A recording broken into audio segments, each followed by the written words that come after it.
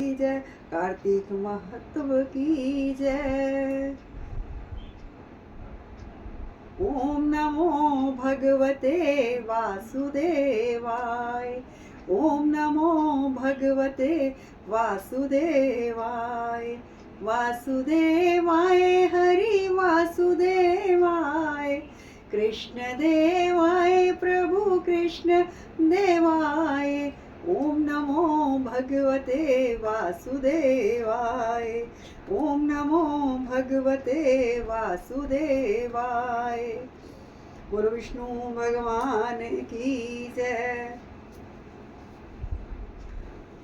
नारद जी बोले, हे राजन, उसकी इस प्रकार धर्म पूर्वक राज्य करते देखकर देवता सूक्ष्म हो गए।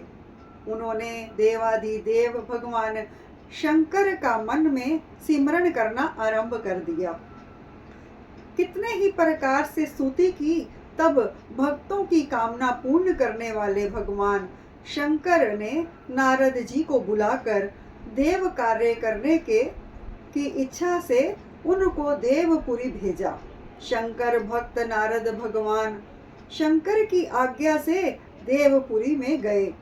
इंद्र आदि सभी देवता व्याकुल होकर शीघ्रता से उठकर श्री नारद जी की स्तुति करने लगे। उत्कंठा भरी दृष्टि से सबने नारद जी को देखा, अपने सब दुखों को कहकर उन्हें नाश करने की प्रार्थना की।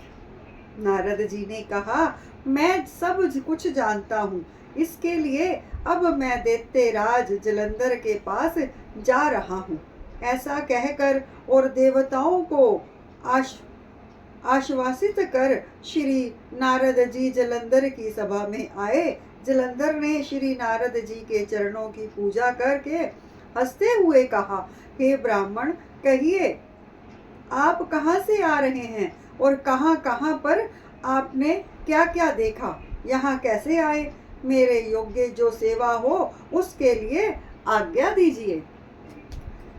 जलंधर के इस प्रकार के वचन सुनकर श्री नारद जी प्रसन्न होकर बोले, हे दानवराज महाबुद्धिमान जलंधर, तुम धन्य हो, क्योंकि इस समय सब रत्नों के भोक्ता तुम एक ही हो।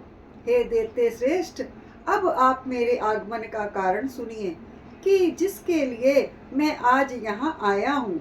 हे दैत्यराज, मैं स्वेच्छा से कैलाश पर्वत गया था, जहाँ 10,000 योजनों में कल्प वृक्ष का वन है। वहाँ पर मैंने सैकड़ों कामधेनुओं को विचरते हुए देखा तथा यह देखा कि वह वन चिंतामणि से प्रकाशित परम दिव्य अद्भुत और सब स्वर्ण में है। मैंने वहाँ पार्वती के साथ स्थित शंकर जी को भी देखा, जो स्वयं सुंदर गौर वर्ण, त्रिनेत्र और मस्तक पर चंद्रमा धारण किए हैं। यह देखकर मुझे बड़ा आश्चर्य हुआ कि इनके समान समृद्धिशाली त्रिलोकी में कोई है या नहीं। हे दैत्येंद्र, उसी समय मुझे तुम्हारी समृद्धि का सिमरण हो आया और उसे देखने की इच्छा से मैं तुम्हारे पास चला आया। यह सुनकर जलंधर को बड़ा हर्ष हुआ। उसने श्री नारद जी को अपनी सब समृद्धि दिखला दी। उसे देख देवताओं का कार्य करने के इच्छुक शिव प्रेरित श्री नारद जी ने जलंधर की बड़ी प्रशंसा की और कहा, निश्चय ही तुम त्रिलोकपति होने के योग्य थे।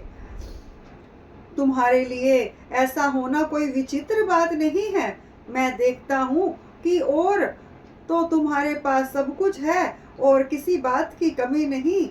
ऐरावत तुम्हारे पास है, उच्चे शवा घोड़ा तुम्हारे पास है, कल्प वृक्ष और कुबेर की निधि तुम्हारे घर है, मणियों और रत्नों के ढेर भी तुम्हारे यहाँ लगे हुए हैं। ब्रह्मा जी का हस युक्त विमान भी तुम्हारे पास है और धूलोक पताल और पृथ्वी पर जितने भी रतन आदि हैं वह सब तुम्हारे ही तो हैं। मैं तुम्हारे इस प्रकार के सब रतन आदि ऐश्वर्यों को देखकर बड़ा प्रसन्न हूँ, परंतु तुम्हारे पास कोई स्त्री रतन नहीं है। उसके बिना तुम्हारा यह सब वैभव फीका है। तुम कोई स्त्री रतन ग्रहण करो। नारद जी के इस प्रकार के वचन सुनकर दैत्यराज काम के व्याकुल हो गया। उसने नारद जी को प्रणाम करके पूछा कि ऐसी स्त्री कहाँ मिलेगी जो कि सब रत्नों में श्रेष्ठ हो। यदि ऐसा रत्न कहीं मिले तो मैं आपकी आज्ञा से उसे अवश्य लाऊंगा। नारद जी ने कहा, ऐसा रत्न तो कैलाश पर्वत पर योगी शंकर के पास ही है। उनकी स्वर्ण सुंदरी पत्नी देवी पार्वती बहुत ही मनोहर है। उसके समान सुंदरी मैंने आज तक नहीं देखी। शंकर से बढ़कर समृद्धिमान दूसरा कोई नहीं है। उसके इस रत्न की महिमा तीनों लोक में कहीं पर भी नहीं है। तभी तो परम विरक्त आत्मा राम शंकर भी उसके वंश में हो गए हैं। देवऋषि नारद उस दैत्य से ऐसा कहकर कार्य करने की इच्छा से आकाश मार्ग को चले गए। बोलो विष्णु भगवान की जय, तुलसी माता की जय, कार्तिक मंत की जय। ओम नमो भगवते वासुदेवाय। ओम नमो भगवते वासुदेवाय। वासुदेवाय हरि वासुदेवाय। वासुदेवाय हरि वासुदेवाय। हरि ओम नमो भगवते वासुदेवाय। हरि ओम नमो भगवते वासुदेवाय। वासुदेवाय हरि वासुदेवाय। कृष्ण देवाय प्रभु कृष्ण देवाय। हरि ओम नमो भगवते वासुदेवाय। हरि ओम नमो भगवते वासुदेवाय।